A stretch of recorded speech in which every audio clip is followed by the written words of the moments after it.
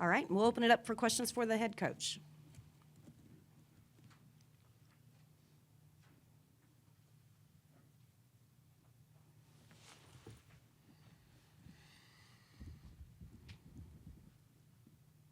Obviously, everything for Kentucky starts with Amor. What's, without giving away the game plan, obviously, how do you try to slow her down or keep her from getting the ball or whatever it is?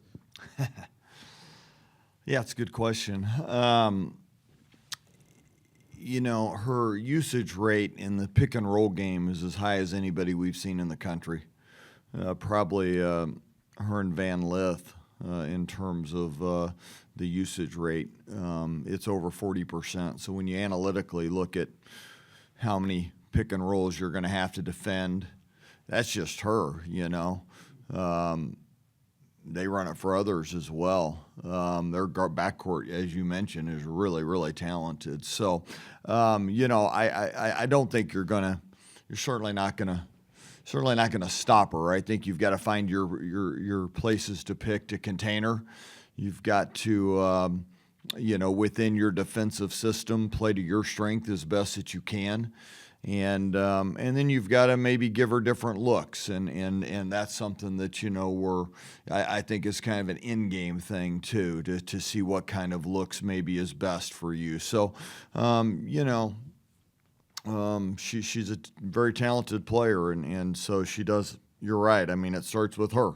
She sets the table for a lot of them, but she's very good. So I don't have all those answers, but I will say that certainly we know that the pick and roll game for them is very, very good. They've got all the pieces to run it really well, and Kenny does a good job with it.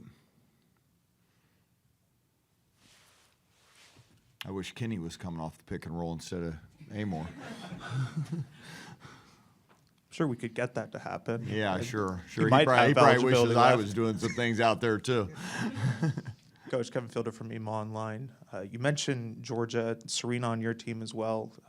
With the amount of good point guards in college basketball right now, how important is it to have one that can sort of do everything, score, play defense at a high level, but also play make for others? Well, I think when you get to this time of the year, most teams have a pretty good one. Now there's that next level, and that's what we're talking about with, when you're talking about Georgia or you're talking about Serena, there's another level of success. There's another level of where they've taken their team to. So, you've got to have a leader out there that gets your team directed. You've got to have a player that you can go to in crunch time, and both of us have that.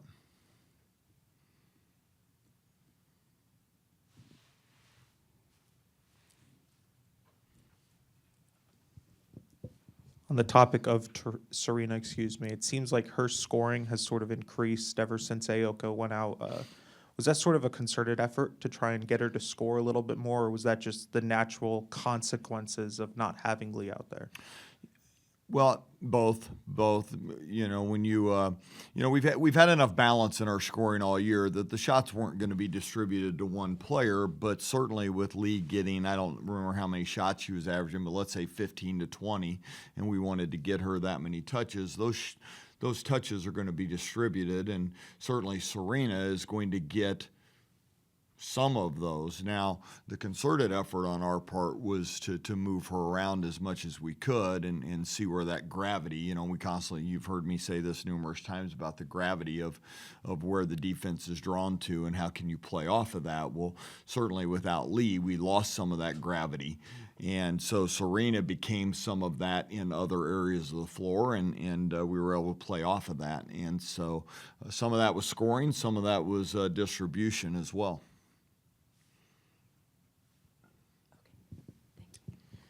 Caroline Mikowski, Lexington Herald Leader. Coach, we heard your players talk about, the importance of having that experience in Aoka, in Serena. Your perspective, how helpful is that type of experience, particularly in really talented players when it comes to March? Yeah, it's important. There's no doubt about it. I mean, you've had to go through it. You've had to. You want it to be helpful. You want the baton to be passed, those experience. How do you learn from them? Certainly Aoka Lee has been in this environment, has been in these kind of games throughout her career, Serena Sundell. Zai and Taryn, who were up here earlier, are still young in their career. They've been in a lot of big games, but every experience certainly helps. Armando Berry, WIMT. Coach, you guys have a lot of length on your team, and then offensively you're playing against a team that obviously also has a lot of length in UK and is one of the best blocking teams in the country.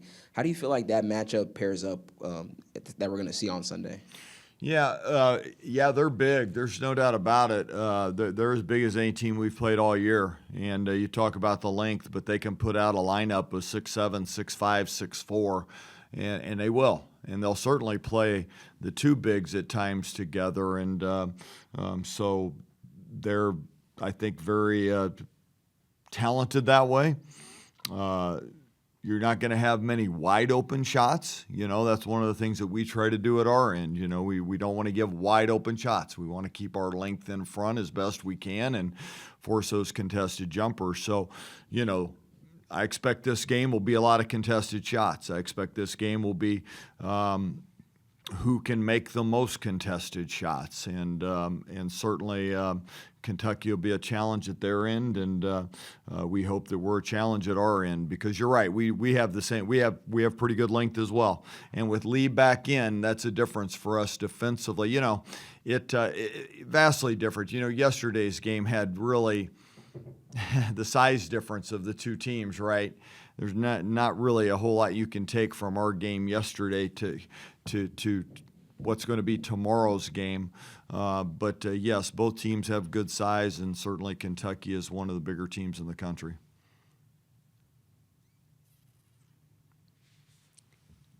Any other questions for our head coach? Okay. Oh, we have one from the Zoom. I thought we were going to get away with it. Arn has showed up every time. He's got questions. There you go, Arn. Yeah, Arnie Green from Topeka Capital Journal. I think I asked you a little bit about it yesterday, but Kentucky's size, I think Liberty, when they made their comeback, they got the Kentucky Bigs in foul trouble. Is that just, do you need to try to attack them and force them, I guess, to defend, or is that kind of a battle of wills where you figure out what works and what doesn't? Well, yeah, I don't think it's a big secret we're going to throw it to Lee. I don't think that's going to be any big strategical secret that's going to be part of our game plan. So, yeah, I mean, that's always going to be a part of our game plan. Liberty had the size, and they had some good inside players, and they went at that. But, you're talking, Strack's SEC Player of the Year. She's a good player. They go 6'7" after that. Silva, she's a good player. So, yeah, I think both teams are going to try to get established what they can. They'll try to establish their pick and roll game, I'm sure, and they'll try to get their guys involved. But you know what? It's not going to be just a game of it's going to be a game of the entire rosters that play in this game. There are big moments in March, and other players are going to have to step up. So, yes, we're gonna make Lee. We're gonna have Lee involved with that. But both teams, I think, are going to need both other secondary players to step up. But yeah, it'll certainly be part of our game plan to throw it to Lee. Any other questions? All right. Thank you so much for joining us this afternoon. As a reminder, Hammond Communications will post a recording of this in the NCAA Digital Media Hub, and transcripts will be provided by ASAP shortly. Thank you for joining us. We're now concluded. Breaking news, right, guys?